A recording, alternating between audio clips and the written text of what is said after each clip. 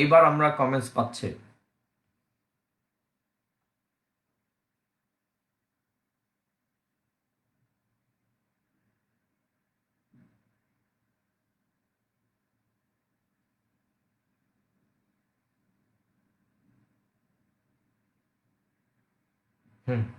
পাচ্ছি ইনশাল্লাহ।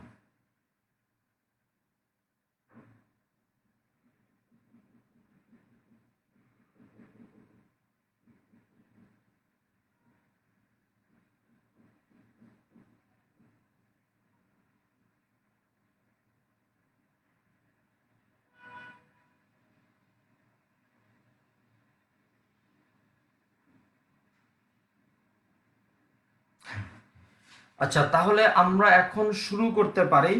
বাবা, গত ক্লাসে আমরা যেখান থেকে শেষ করছিলাম একটু ওখান থেকেই শুরু করব। তোমরা সবাই, না, ফিডব্যাকের সিলেবাস ফিজিক্সে কমানো হয়নি, বাট আমরা যতটুকু পর্যন্ত পড়াবো সিলেবাস ততটুকুই থাকবে। আচ্ছা, সবাই একটু মনোযোগ দিয়ে শুনো তো। আমরা সবাই একটু হেডলাইন দিবা খাতার মধ্যে। ভিন্ন ভরের একই গ্যাসের জন্য আদর্শ গ্যাস সমীকরণ। ভিন্ন ভরের একই গ্যাসের জন্য আদর্শ গ্যাস সমীকরণ। সবাই খাতার মধ্যে হেডলাইন দাও। ভিন্ন ভরের একই গ্যাসের জন্য আদর্শ গ্যাস সমীকরণ। আমি আশা করতে পারি, আচ্ছা, যদি এসএসসি সিলেবাস নতুন দেয় আমরা তো আলহামদুলিল্লাহ, তাড়াতাড়ি দিলেই ভালো। কিন্তু তাড়াতাড়ি দিলেও সিলেবাস যে কি কমাবে আমি বুঝতে পারতেছি না। যদি কমায় তবে এটা মনে রাখো, যে চ্যাপ্টারটা আমরা শুরু করছি এই চ্যাপ্টার থাকবে। যতটুকু মনে হয়, হিট তো একটা লাগবে না। আচ্ছা, অলরেডি দিয়ে দিছে জিম। অলরেডি কি নতুন সিলেবাস দেওয়া হয়েছে?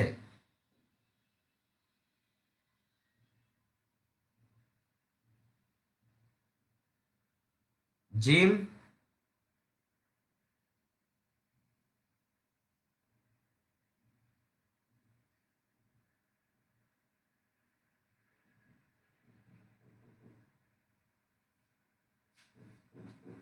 আচ্ছা, এখন কি মানে সিলেবাস কি আমরা কোথায় পাবো, কোথায় বা কি?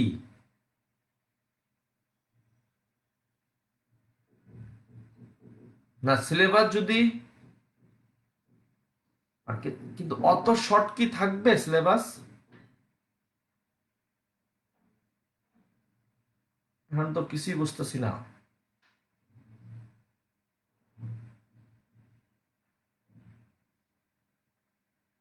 দিল্লি বা কি? আচ্ছা,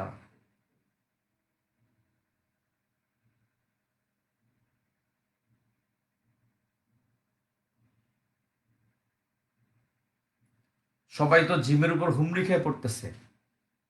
হই মিয়া, সিলেবাস কই না রাহান ইসলাম? আচ্ছা, জিম আমাদের সিলেবাস কবে দিল? আমিও কিন্তু জানি না যে সিলেবাস দিয়েছে। আচ্ছা, হইতে পারে সিলেবাসে অ্যাভেলেবল হবে ও 2-1 দিনের মধ্যে। আচ্ছা, বুঝছি। আচ্ছা, শুনেন,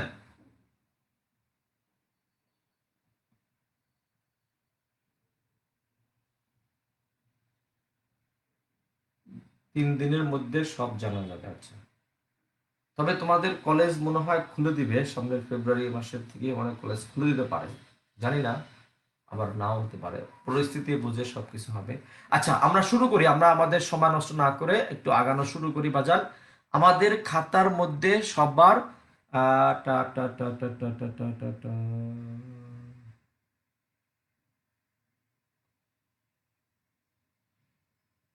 আচ্ছা, সবাই খাতার মধ্যে হেডলাইন দিচ্ছি আমরা, যে এক ভিন্ন ভরের একই গ্যাসের জন্য আদর্শ গ্যাস সমীকরণ। আচ্ছা, আমরা জানি আদর্শ গ্যাস সমীকরণ হলো পিবি ইকুয়াল টু এন আর টি। এই ব্যাপারটা আমরা জানি। এখন তোমরা আমাকে বলো তো, পিভি সমান সমান স্মল এম ভাগ বড় হাতের এম আর টি। অতএব পিভি ভাগ কত বলতো, এম টি। পিভি ভাগ এম টি সমান সমান কত বলতো, আর বাই ক্যাপিটাল এম। তোমরা একটু মনোযোগ দিয়ে খেয়াল করো। একই গ্যাস হলে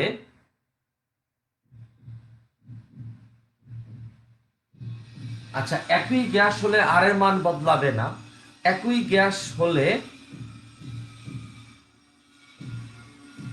গ্যাস হলে বড় হাতের এন বদলাবে না। সংক্ষিপ্ত সিলেবাস।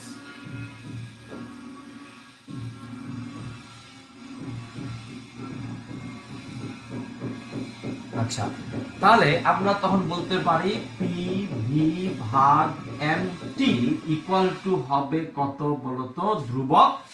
অতএব পি ওয়ান ভি ওয়ান ভাগ এম ওয়ান টি ওয়ান সমান সমান পি টু ভি টু ভাগ এম টু টি টু। একটু খেয়াল করে দেখো, P two V two gym link কই, জিম লিংক কই,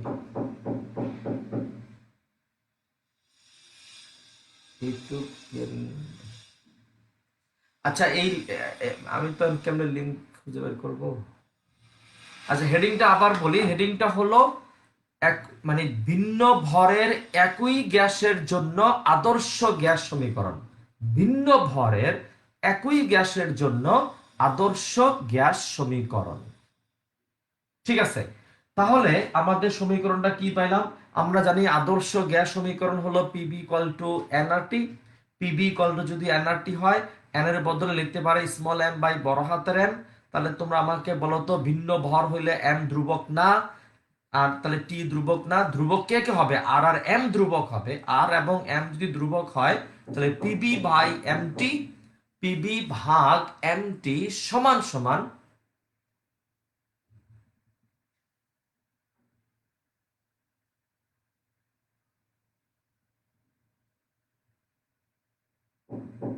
হ্যাঁ এম পিবি ভাগ এম টি সমান সমান ধ্রুবক। অতএব তখন আমরা লিখতে পারবো পি ওয়ান ভি ওয়ান ভাগ এম ওয়ান টি ওয়ান সমান সমান পি টু ভি টু ভাগ কত বলতো? M two T two. M two T two.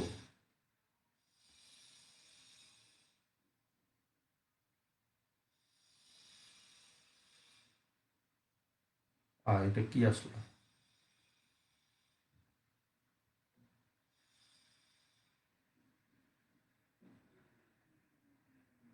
একটু দাঁড়াও।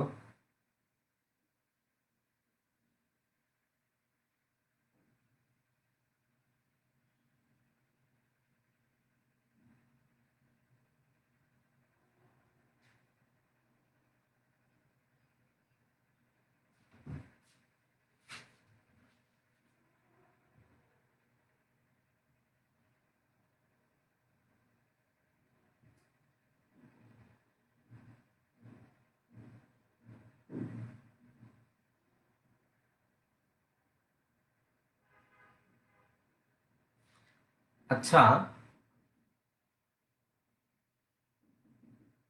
একটুখানি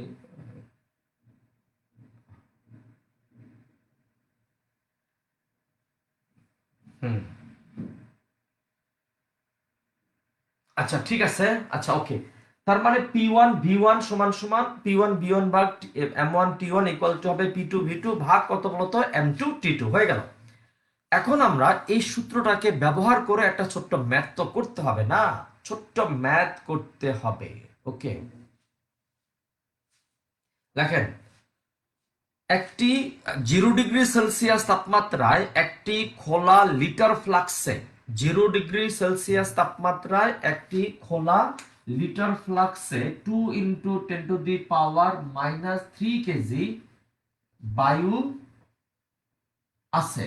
কি বললাম? 0 ডিগ্রি সেলসিয়াস তাপমাত্রায় একটি খোলা লিটার ফ্লাক্সে 2 × 10⁻³ বায়ু আছে। 2 × 10⁻³ কত বলতো? -3 কেজি বায়ু আছে। এবার লিখবা 100 ডিগ্রি সেলসিয়াস তাপমাত্রায় 100 ডিগ্রি সেলসিয়াস তাপমাত্রায় ওই লিটার ফ্লাক্স থেকে কি পরিমাণ বায়ু বের হয়ে যাবে। আমি আবার বলি, 0 ডিগ্রি সেলসিয়াস তাপমাত্রায় একটি খোলা লিটার ফ্লাক্সে 2 × 10⁻³ কেজি বায়ু আছে।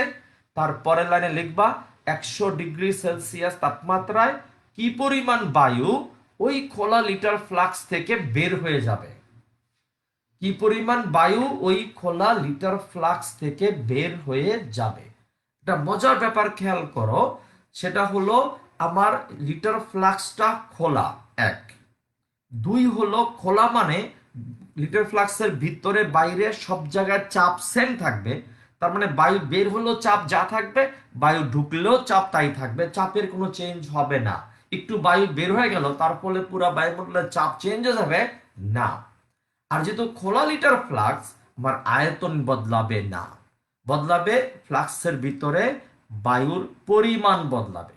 তাপমাত্রা বদলানোর কারণে বদলাবে হলো ফ্লাক্সের ভিতরে বায়ুর পরিমাণ। আমি আবার বলতেছি, জানি অসুবিধা নাই।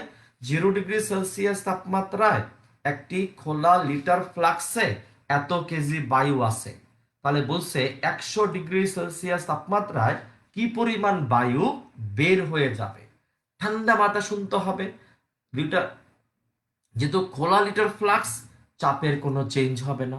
লিটার ফ্লাক্স, পাত্র বদলায় নাই মানে আয়তনও চেঞ্জ হবে না। তাহলে তুমি ঠান্ডা মাথায় বলো তো, পি যদি ধ্রুবক হয়, ভি যদি ধ্রুবক হয়, তাহলে আমি কি বলতে পারবো না বাজান এমটি হলো একটা ধ্রুবক? আর এমটি যদি ধ্রুবক হয়, আমরা লিখতে পারবো m1t1 সমান সমান m2t2। আমরা লিখতে পারবো পি ধ্রুবক, ভি ধ্রুবক। So my dear students, I can right now m1t1 সমান সমান কত বলতো, m2t2। m1 হলো t1 তাপমাত্রা যে পরিমাণ বায়ু ছিল, m2 হলো t2 তাপমাত্রা যে পরিমাণ বায়ু থাকবে। তাহলে বের হবে কতটুকু, m1 মাইনাস m2।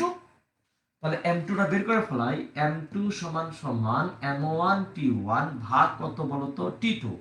m1 এর মান কত, 2 ইন্টু 10⁻³ t1 এর মান 273, t2 এর মান হলো 373।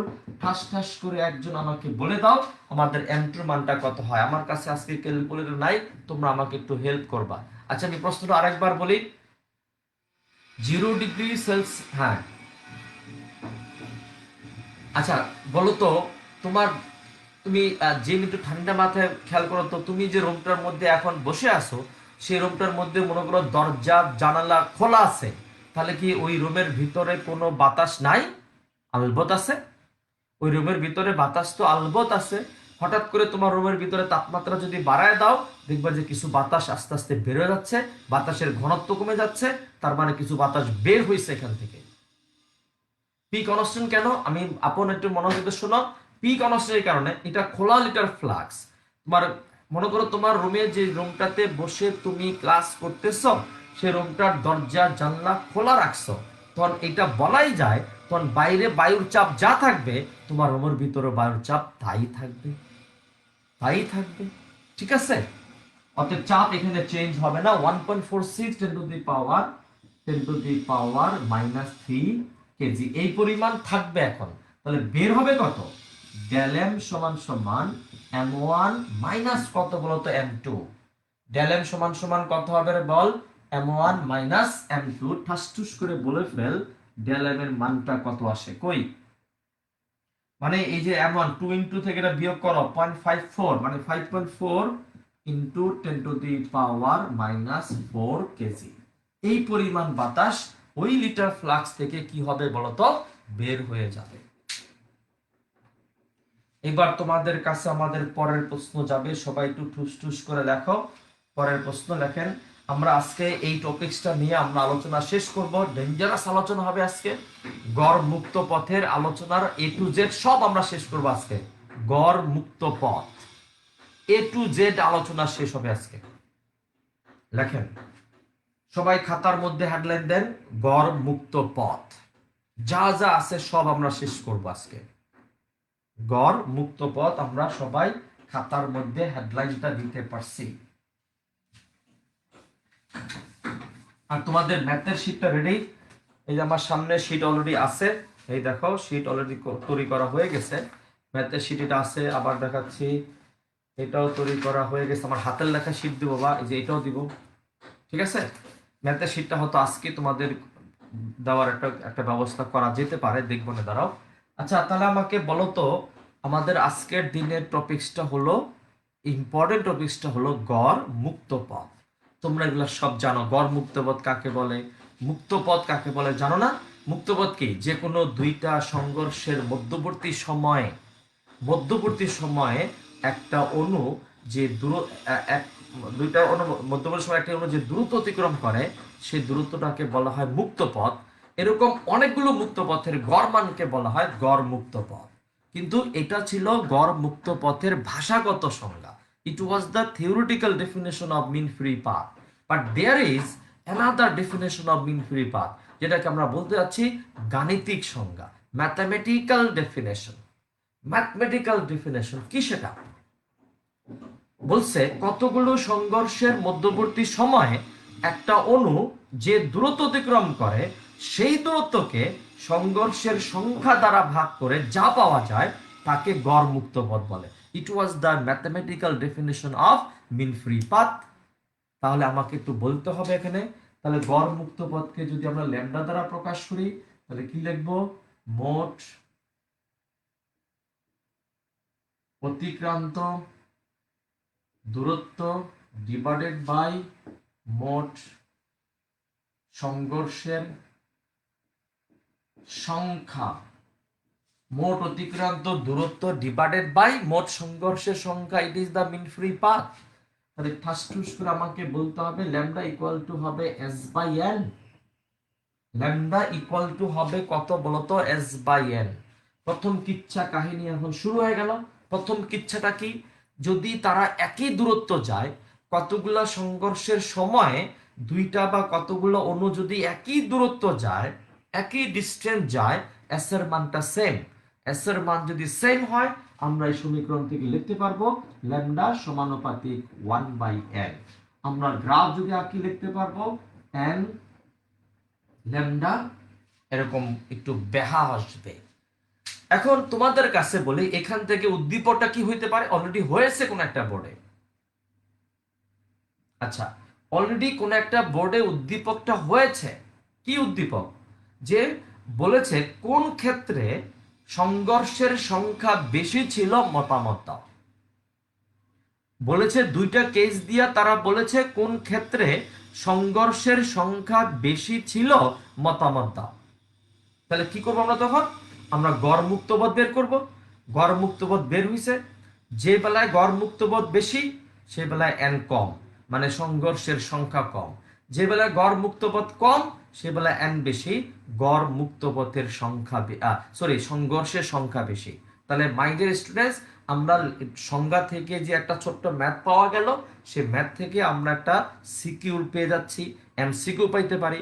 পরীক্ষার সময় তো এটাও বলতে পারে যে গড় মুক্ত পথ সংঘর্ষের সংখ্যার সমানুপাতিক ব্যস্তানুপাতিক, ওইটা পারবো।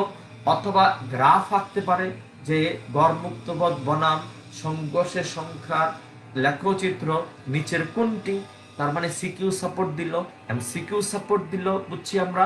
এবং এখান থেকে আমরা লিখতে পারবো ল্যামডা 1n1 ল্যামডা 2n2। এই সমীকরণটাও আমাদের লাগবে।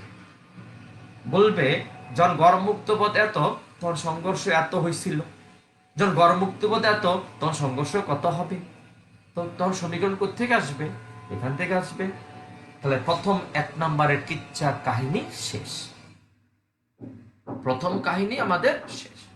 এবার কাহিনী 2-তে আসো। আমরা জানি গড় মুক্ত পথের ক্লসিয়াসের সমীকরণটা হলো 1/π সিগমা স্কয়ার n। বাজান nটা কি? একক আয়তনে অণুর সংখ্যা।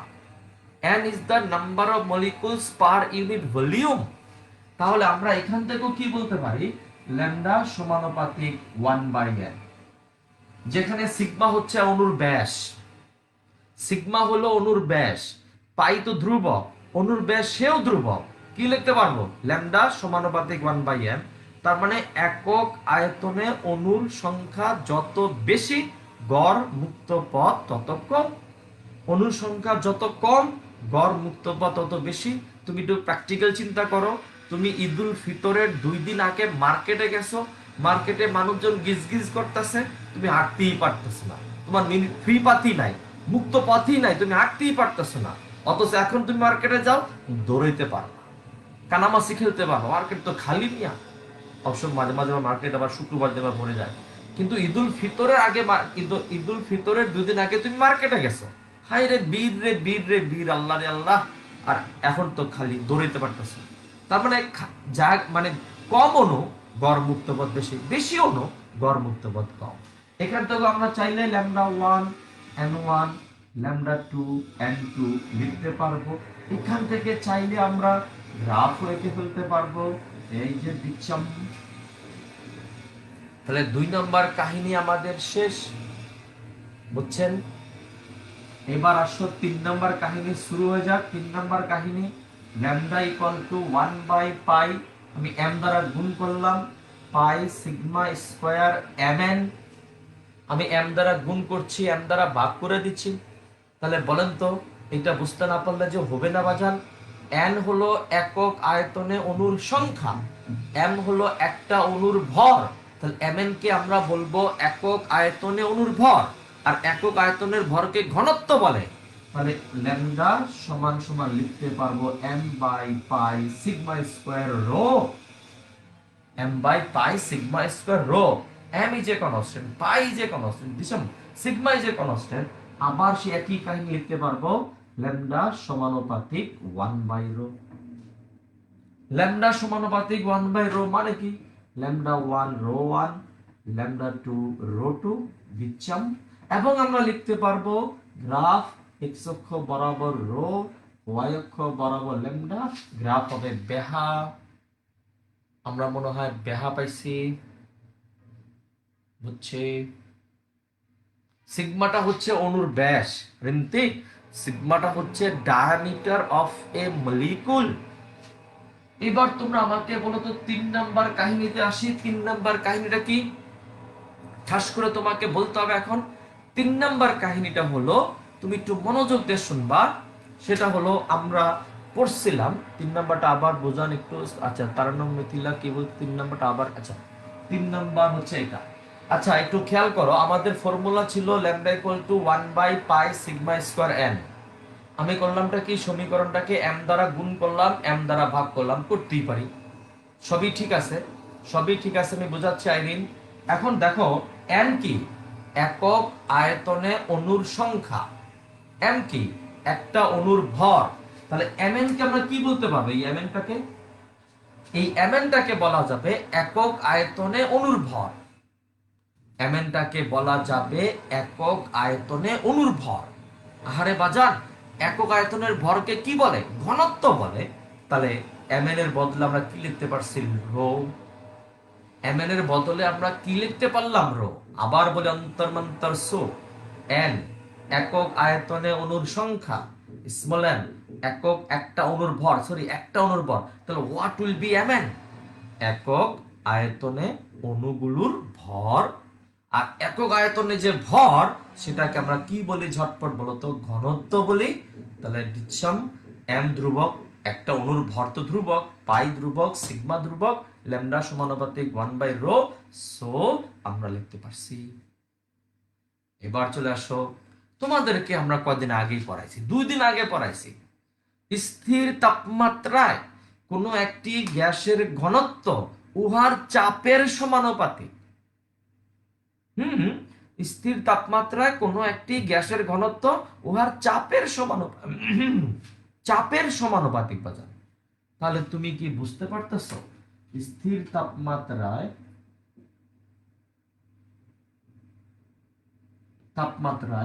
রো সমানুপাতিক পি, রো সমানুপাতিক কত বলতো, পি। তাই যদি হয় রো সমানুপাতিক, যদি পি হয়, এখানে 1/রো, তার বদলে আমরা কি লিখতে পারবো, রো সমানুপাতিক 1/পি। অর্থাৎ স্থির তাপমাত্রায় গড় মুক্ত পথ হবে চাপের ব্যস্তানুপাতিক। স্থির তাপমাত্রায় চাপ বেশি তো গড় মুক্ত পথ কম, চাপ কম তো গড় মুক্ত পথ বেশি, এটাও লেখা যাবে। এবং এটা নিয়েও লিখতে পারবো, আমাদের হাজার হাজার সমীকরণ আছে, λ1 p1 λ2 p2, এবং লিখতে পারবো দিচ্ছাম x অক্ষ বরাবর p, y অক্ষ বরাবর ল্যামডা, এই যে দেহা। ও স্যার তাহলে বুঝছি স্যার, একটা কেস বুঝে ফেলছি স্যার, সবগুলা স্যার ব্যস্তানুপাতিক হবে স্যার, এই যে সব গ্রাফ বেহা স্যার, সব ব্যস্তানুপাতিক স্যার। ও ও, এটা তো একবারে বললি তো পারতেন স্যার, শুধু খামাখা চারটা চারটা কেস করলেন। না রে বাজান, সবগুলা ব্যস্তানুপাতিক না, এইবার একটু চেঞ্জ আসবে, এইবার একটু চেঞ্জ আসবে, অফকোর্স। দেখি না কে বলতে পারে এবার। তোমরা আমাকে একটু ঝটপট বলো তো, আমি ল্যামডা মুছে এটা একটু মুছলাম, 1 নম্বর কেসটা রইল।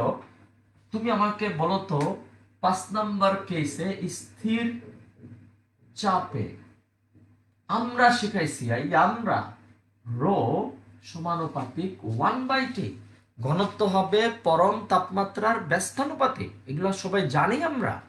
স্থির চাপে ঘনত্ব হবে পরম তাপমাত্রার ব্যস্তানুপাতিক। এবার তুমি মশাই সুন্দর করে বলো তো দেখি, সুন্দর করে বলবা, ল্যামডা সমানুপাতিক 1/ρ, আবার রো মানে 1/t, ও বাটারে রো মানে 1/t, তাহলে উল্টি যাবে না, উল্টি যাবে না, তখন আমরা লিখতে পারবো অতএব ল্যামডা সমানুপাতিক টি। আমরা তখন লিখতে পারবো ল্যামডা সমানুপাতিক টি, অর্থাৎ স্থির চাপে কোনো গ্যাসের গড় মুক্ত পথ হবে পরম তাপমাত্রার, ওগো পরম তাপমাত্রার কি পরম তাপমাত্রার সমানুপাতিক λ2/λ1 সমান সমান হবে T2 ভাগ কত বলতো T1। λ2 ভাগ λ1 সমান সমান হবে T2 ভাগ T1। ব্যাপারটা বুঝে ফেলেছি। এবং এইবার গ্রাফ কি হবে, বারবার তুমি দেখা পাইছো, এইবার দেখো না কি হয়, টি, এই যে ল্যামডা, এই যে দিচ্ছাম দিচ্ছাম, ব্যাপারটা বুঝে ফেলছি। আচ্ছা, এইবার আমরা আমরা 5টা কেস দেখলাম। এই 5টা কেস দিয়া পরীক্ষার সময় either it will be applicable for MCQ or it will be applicable for CQ. But আজকে তোমাকে আমি নতুন একটা কাহিনী শেখাবো। এই কাহিনী দিয়া বইয়ের 2017-18তে ম্যাথ এসেছিল গড়মুক্ত বোধ থেকে। বইয়ের 2017-18 সালের ভর্তি পরীক্ষা এখান থেকে ম্যাথ এসেছিল। সো ম্যাথটা একটু আমরা একটু দেখাতে চাই। তার আগে তুমি একটু খাতার মধ্যে লিখবা, খাতার মধ্যে তোমাকে কষ্ট করে লিখতে হবে। দেখো, কোনো পাত্রে বা কোনো গ্যাস চেম্বারে, যেটা মন চায় লিখতে পারো, কোনো পাত্রে একক আয়তনে, কোনো পাত্রে একক আয়তনে একক আয়তনে 1 মোল পরিমাণ গ্যাসের অণুর সংখ্যা।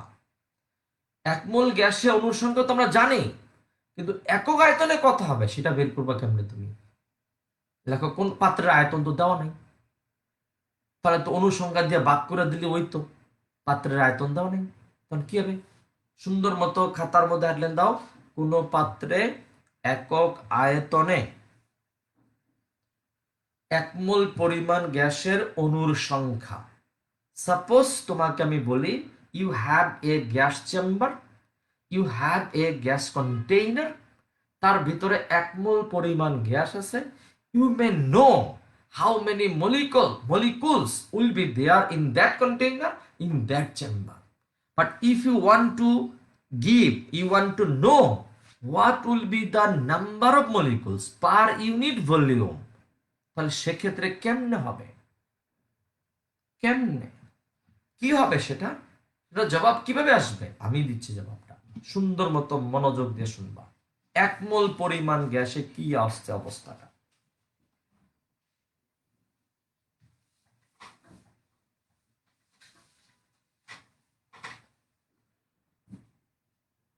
আমরা জানি PV equal to RT for 1 mole gas। অবাজান, for 1 mole gas। আচ্ছা, আমরা জানি আবার বোলসম্যান ধ্রুবক কে মানে R/NA। ওই মিয়া কথা কম না কেন, বোলসম্যান ধ্রুবক কে সমান সমান কত? R/NA। অতএব R ইকুয়াল টু হলো কে ভাগ NA। অতএব PV সমান সমান হইল PV সমান সমান কে, না না, কে এন, আরে আরে কি হলো রে, কে এন এ, বোলসম্যান ধ্রুবক হইল বেটা, কে এন এ ভাগ টি। অতএব P equal to K N এ ভাগ V into T. P is equal to K N T. N হলো একক আয়তনে অণুর সংখ্যা। ওই যে আয়তনকে ভাগ করলাম, আয়তন দিয়ে ভাগ করলাম, এন হলো একক আয়তনে অণুর সংখ্যা। অতএব একক আয়তনে অণুর সংখ্যা হলো পি ভাগ কেটি।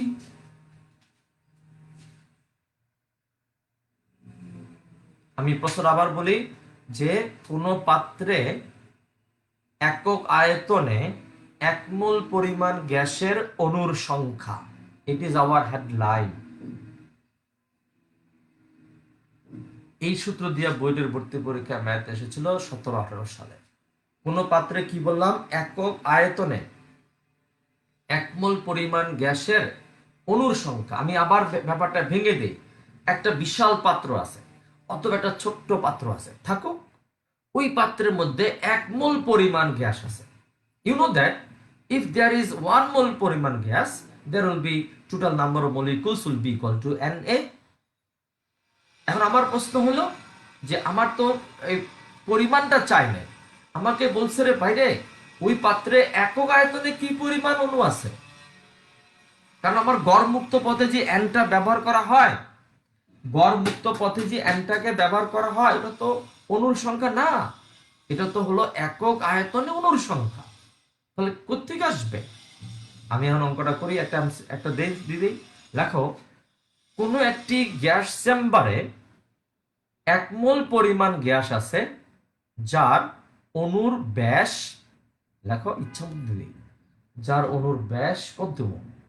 লেখো কোনো একটি গ্যাস চেম্বারে 1 মোল পরিমাণ গ্যাস আছে যেখানে গ্যাস অণুর ব্যাস 10⁻⁻6 মিলিমিটার দিলাম, যা মন যেটা চাইছে দিলাম। 10⁻, গ্যাস অণুর ব্যাস হলো 10⁻⁻6 মিলিমিটার। 1 মোল পরিমাণ গ্যাস আছে এবং ওই পাত্রে গ্যাসের চাপ,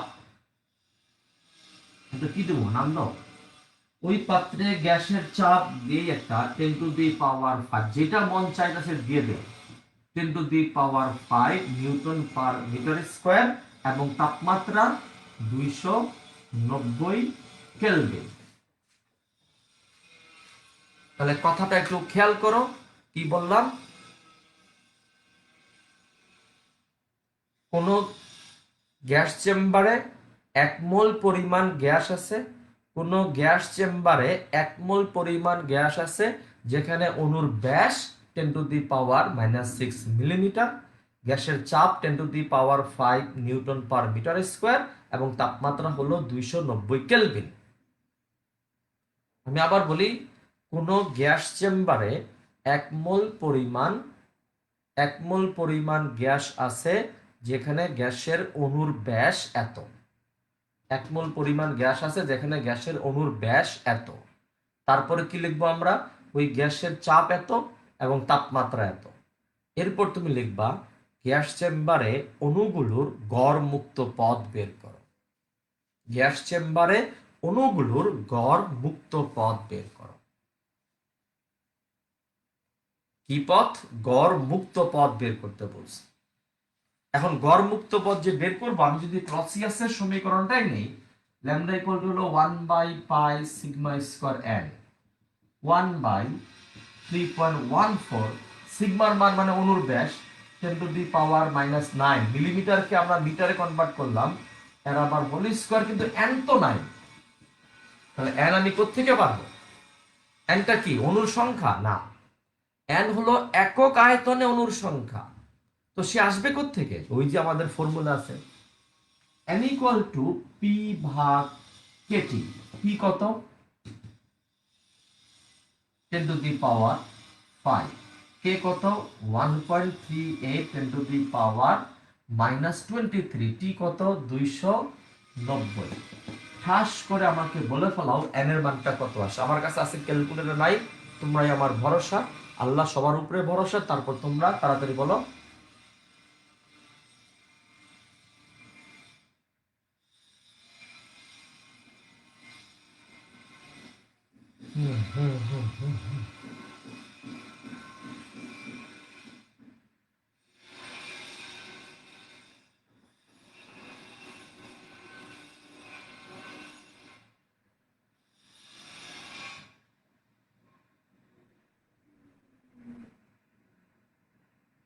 কোথায় অ্যান্সার দাও একটু বাজান তাড়াতাড়ি।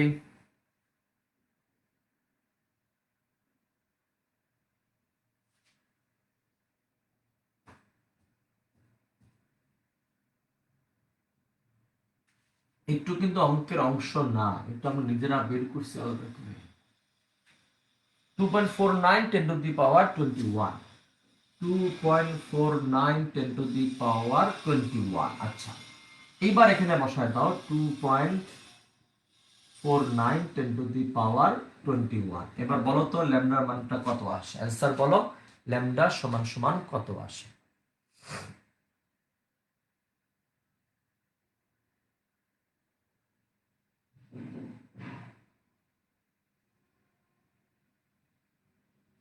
এত আসবে কেন মনীষা, এটা কি অ্যান্সার হলো? মিম 25 হবে 10 টু দি পাওয়ার,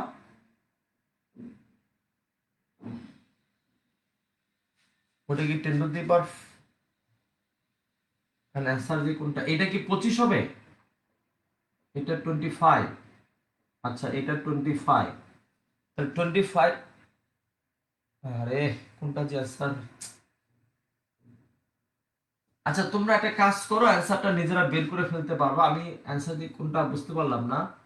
এই এন এর মান তোমরা বের করতে পারবা এবং এখানে এন এর মান বসাবা, বসাইয়া ল্যামডা বের করতে পারবা, এখানে এন এর মানটা বসায় দিবা। আমি অ্যান্সারটা আমার ক্যালকুলেটর আজকে নাই, আজকে লেনদেন লেগে গেল। ওকে 25, একজন বলতেছে 21, আবার বলতেছে 25, কোন দিকে যাবো? এই জন্য আমি কোনো দিকে গেলাম না, ল্যামডা আমরা বের করতে পারবো। তাহলে এই অঙ্কের মূল চালাকিটা কি ছিল? আজকে তুমি অস্বীকার করতে পারবে না, প্লিজ অস্বীকার করতে পারবা না যে এটা কিন্তু আজকে তুমি নতুন শিখছো, যে how it is possible for us to determine number of molecules per unit volume. আজকে তুমি এটা নতুন শিখেছো তুমি আজকে। আচ্ছা এরপরে চলে আসো আমাদের পরবর্তী অংশে আমরা যাব।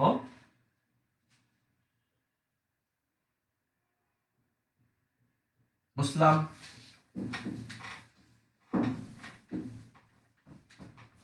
এখন একটু খেয়াল করে দেখো তো, এই এখানে একটা পিস্টন যুক্ত সিলিন্ডার আছে, সেই পিস্টন যুক্ত সিলিন্ডারের মধ্যে 10 গ্রাম অক্সিজেন আছে। সেই পিস্টন যুক্ত সিলিন্ডারের মধ্যে 10 গ্রাম অক্সিজেন আছে। এখন এই 10 গ্রাম অক্সিজেনকে, আর গ্যাসের আয়তন হচ্ছে V1, ওই 10 গ্রাম অক্সিজেনকে নতুন একটা বড় পাত্রে নেওয়া হলো, যার আয়তন হলো V2 সমান সমান 2V1। V2 সমান সমান 2V1, কথাটা খেয়াল করো। এখন বলা হচ্ছে যে গড় মুক্ত পথের কিরূপ পরিবর্তন হবে। 10 গ্রাম অক্সিজেন ছিল V1 আয়তনের একটা পাত্রে, ওই 10 গ্রাম অক্সিজেন এখন 2V1 আয়তনের একটা পাত্রে। আমাকে অঙ্কের মধ্যে চাইছে, উদ্দীপকের ডি নাম্বার এগুলো চায় যে গড় মুক্ত পথের কিরূপ পরিবর্তন হবে মতামত দাও। ব্যাপার না, ব্যাপার না কেন তোমরা আমাকে বলো তো। আমরা জানি m ইকুয়াল টু হলো m ভর m রো ওয়ান v1, আর আবার m সমান সমান রো টু v2। এই ক্ষেত্রে পরিমাণ 10 গ্রাম, এই ক্ষেত্রে পরিমাণ 10 গ্রাম, সো m এর মানটা সেম। এই ক্ষেত্রে ঘনত্ব যা হবে এই ক্ষেত্রে ঘনত্ব তা হবে না।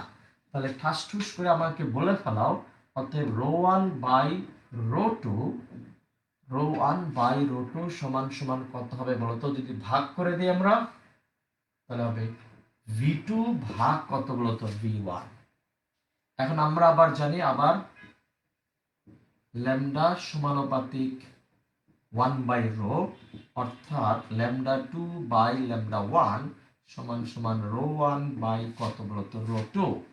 অর্থাৎ কি বলতো? রো 1 বাই রো 2 মানে হলো v2 বাই v1, অতএব ল্যামডা 2 বাই ল্যামডা 1 সমান সমান হবে 2v1 বাই v1 2, অতএব ল্যামডা 2 সমান হবে 2 ল্যামডা 1। অর্থাৎ গড় মুক্ত পথ কি হয়ে যাবে বলতো? দ্বিগুণ হয়ে যাবে।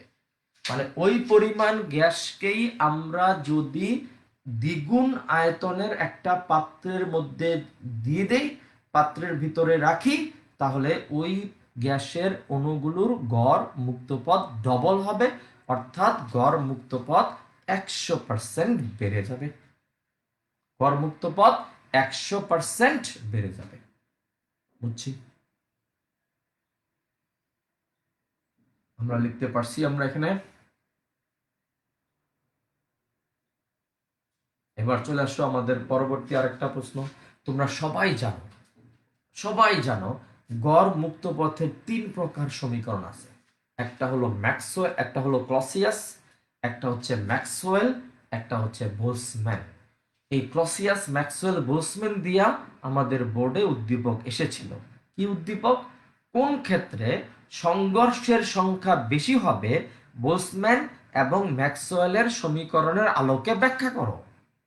4 মার্কের। তার মানে কি, যদি এটা হুদাই প্রশ্ন, এটা কোনো প্রশ্নের মধ্যেই পড়ে না, তাও তো এসেছে বোর্ডে, তাহলে আমাকে জানতে হবে। at first we have to know lambda c Clausius, lambda m Maxwell, lambda b Boltzmann। এই তিনটার মধ্যে কে সবচেয়ে বড়, কেই বা সবচেয়ে ছোট, সেটা আগে আমাকে জানতে হবে। অতএব লেখো সুন্দর করে, খাতার মধ্যে হেডলাইন দাও, গড় মুক্ত পথের বিভিন্ন বিজ্ঞানীদের সমীকরণ। খাতার মধ্যে হেডলাইন দাও, গড় মুক্ত পথের বিভিন্ন বিজ্ঞানীদের সমীকরণ। খাতার মধ্যে হেডলাইন দিবা। কোনো অবস্থায় পড়াশোনার ঢিলামি দেওয়া যাবে না। সিলেবাস কমাক বা বাড়াক ওনাদের বিষয়, বাড়াইলে দেখবো, কমাইলেও দেখবো, কিন্তু কোনো অবস্থায় লেখাপড়া ঢিল দেওয়া যাবে না। একটু ঢিল তো অনেক সমস্যা হয়ে যাবে, অনেক ক্ষতি হয়ে যাবে আমাদের। আচ্ছা, সমীকরণ 1 হলো ক্লসিয়াসের সমীকরণটাকে ল্যামডা সি বলে 1/পাই সিগমা স্কয়ার এন। ক্লসিয়াসের সমীকরণটা পাওয়া গেছিল কিভাবে? সবগুলো অণু স্থির, একটা অণু গতিশীল ধরে আমরা পাইছিলাম ক্লসিয়াসের সমীকরণ। মনে আছে? ওই যে একটা সিলিন্ডার ছিল, এ বরাবর যতগুলো অণু ছিল সবাই স্থির ছিল, সি বরাবর যতগুলো অণু ছিল সবাই স্থির ছিল, শুধু মাঝখানের অণুটা দৌড়াইছিল। মনে আছে?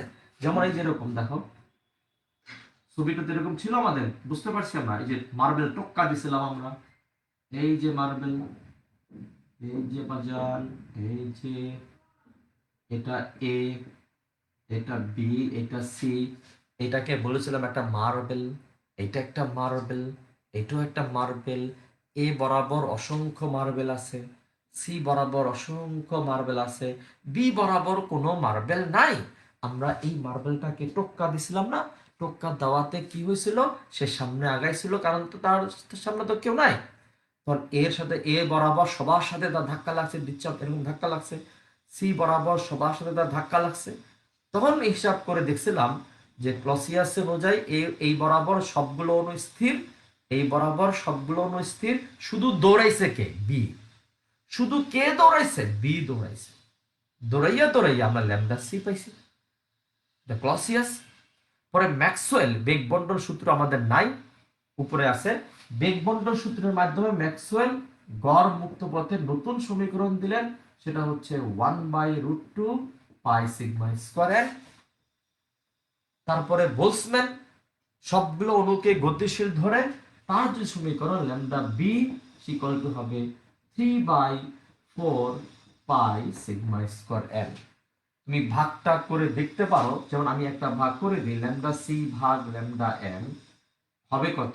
1/পাই সিগমা স্কয়ার এন, আবার √2 পাই সিগমা স্কয়ার এন ভাগ 1 হবে হচ্ছে √2। অতএব ল্যামডা সি ইকুয়াল টু হবে 1.41 ল্যামডা এম। অর্থাৎ ক্লসিয়াসের সমীকরণ অনুসারে গড় মুক্ত পথ হবে ম্যাক্সওয়েলের সমীকরণ অনুসারে গড় মুক্ত পথে √2 গুণ বা 1.41 গুণ, অর্থাৎ 41% বেশি। এবার তোমাকে যদি কেউ বলে, জবাব দিতে পারবা আশা করি, কোন ক্ষেত্রে সংঘর্ষের সংখ্যা বেশি হবে ক্লসিয়াস এবং ম্যাক্সওয়েলের সমীকরণের আলোকে ব্যাখ্যা করো। তাহলে কি হবে তার জবাব? তার জবাব হবে, যেহেতু ল্যামডা সিটা বড়, তাহলে সংঘর্ষের সংখ্যা এখানে কম, আর ল্যামডা এমটা ছোট, সংঘর্ষের সংখ্যা এখানে বেশি। কারণ একটু আজকেই পড়াইছি আমরা ল্যামডা সমানুপাতিক 1/n।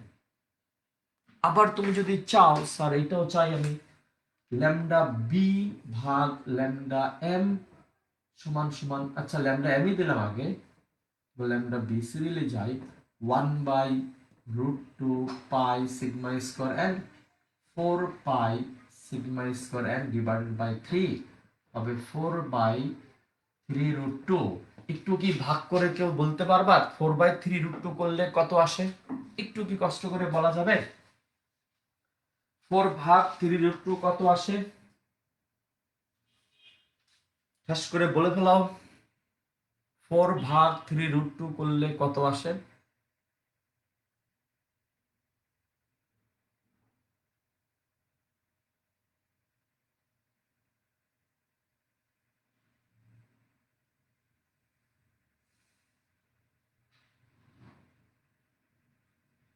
.942 না, 0.942। অতএব ল্যামডা এম ইকুয়াল টু হবে, এখান থেকে কিন্তু বলতে পারি lambda C greater than lambda M, আর এখানে হবে ল্যামডা এম ইকুয়াল টু হবে 0.942 ল্যামডা বি। তাহলে এটা একের চেয়ে ছোট সংখ্যা, এটা হলো একের চেয়ে ছোট সংখ্যা, তাহলে ল্যামডা বিটা বড়। অতএব ল্যামডা এম লেস দেন কত বলতো ল্যামডা বি। আবার যদি বলি তাহলে এইবার যদি এইটা দিয়ে বলে ল্যামডা বি বড় সংঘর্ষের সংখ্যা কম, ল্যামডা এম ছোট সংঘর্ষের সংখ্যা বেশি।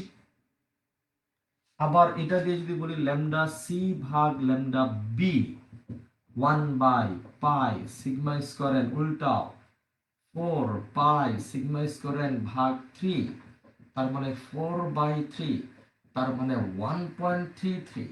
অতএব ল্যামডা সি ইকুয়াল টু হবে 1.33 ল্যামডা বি। তার মানে বড়কে ল্যামডা সি বড়, কারণ এটা 1.33 1-এর চেয়ে বড় সংখ্যা, তো ল্যামডা সি বড়। তার মানে এই বক্স আর এই বক্স আর এই বক্স থেকে দেখলাম এই তিনটা গড় মুক্ত পথের মধ্যে ল্যামডা সি সবচেয়ে বড়, দেন ল্যামডা বি, দেন ল্যামডা এম। খেয়াল করে দেখো ল্যামডা সি দেন ল্যামডা বি দেন কি বলতো ল্যামডা এম। আমরা মনে হয় বুঝতে পারলাম। তাহলে এভাবে, আর তাহলে তোমাকে যদি বলে যে এই তিনটার মধ্যে যে কোনো দুইটা দিয়ে যদি বলে কোন ক্ষেত্রে সংঘর্ষের সংখ্যা বেশি হলো মতামত দাও, আশা করি আমরা করতে পারবো, পারবো না? ল্যামডা বড় তো এন কম, বড় হাতের এন কম, ল্যামডা ছোট তো বড় হাতের এন বেশি।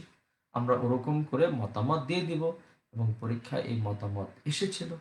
ঠিক আছে, আর একটু আগে বললাম, তবে এইটা মনে করার কোনো কারণ নাই স্যার বুয়েটের ভর্তি পরীক্ষায় যে ম্যাথটা আসলো, তাহলে স্যার গড়মুক্ত পদ থেকে কি এই বিগত 5-10 বছরে একটাই ম্যাথ আসছে না। গড়মুক্ত পদ থেকে বিগত 5-10 বছরে বুয়েটে যে ম্যাথগুলো এসেছে তার মধ্যে ওই একটা ম্যাথই কঠিন ছিল যেটা আমরা করাইলাম, বাকি ম্যাথগুলো নর্মাল, ওই যে 1/পাই সিগমা স্কয়ার সূত্রতে হয়ে গেছে। বুঝতে পারছি? শুধু ওই ম্যাথটা আমার কাছে মনে হয়েছে একটু কঠিন। কঠিন মানে কি একটু ভালো অঙ্ক ছিল তো বটে, কারণ তুমি আজকে নতুন কথা শিখেছ। এটা দিয়ে পরীক্ষায় এমসিকিউ হইতে পারে যে কোনো পাত্রে একক আয়তনে 1 মোল পরিমাণ গ্যাসের অণুর সংখ্যা নিচের কোনটি? আসতে পারে না? পি/কেটি আসতে পারে না? পারে। কি ফর্মুলা কি? পি ভাগ কেটি, এন ইকুয়াল টু পাইছি আজকে পি ভাগ কেটি। ওকে, তো মাই ডিয়ার স্টুডেন্টস, আমাদের আজকে গড় মুক্ত পথের আলোচনা শেষ। আগামী ক্লাসে আমরা যেটা করব সেটা হলো আমরা গ্যাসের গতিতত্ত্বের স্বীকার্য স্বাধীনতার মাত্রা সহ, স্বাধীনতার মাত্রা উল্লেখ সহ আমরা আগামী ক্লাসে শেষ করার চেষ্টা করব। ঠিক আছে? ওকে, থাকুক আজকে এই পর্যন্তই বাবা। আল্লাহ হাফেজ।